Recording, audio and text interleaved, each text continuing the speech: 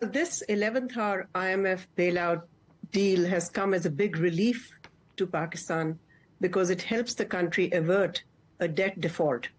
Pakistan is in the midst of its worst ever economic crisis, and given its precarious foreign exchange reserves, which cover barely not even a month of imports, and its heavy external financing requirements ahead, it desperately needed these funds from the IMF.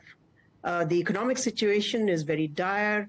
There's soaring inflation, which is fueling a cost of living crisis, which is really affecting ordinary people.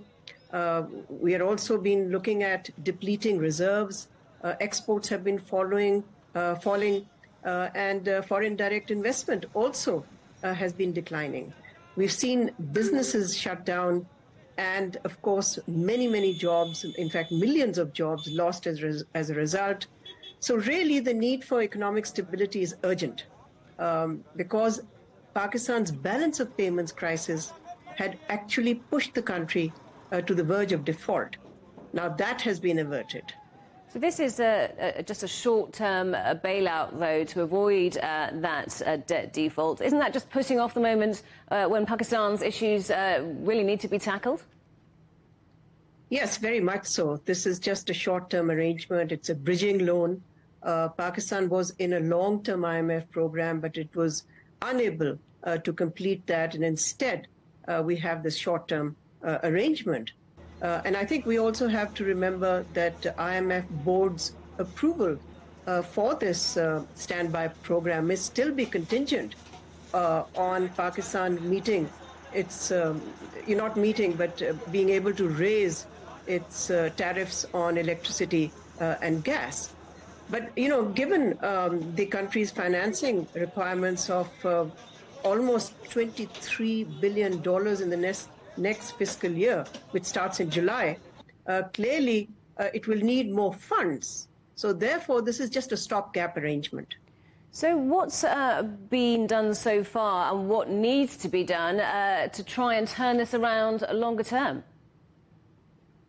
Well, Pakistan has long needed structural reforms, structural economic reforms, which frankly successive governments have postponed.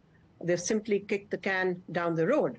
So what is really needed is a comprehensive plan to address Pakistan's structural issues and chart a path to sustainable growth that can actually end this vicious cycle of high budget, balance of payments deficits, rising debt, and of course chronic foreign exchange crisis, which have led to repeated IMF bailouts. We've had almost 24 of these IMF bailouts.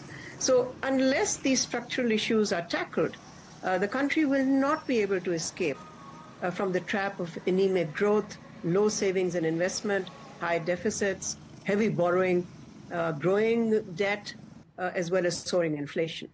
So this bailout gives a bit of breathing space, if you like, to the government to try and address these issues. How important is it that that opportunity to do so is taken now?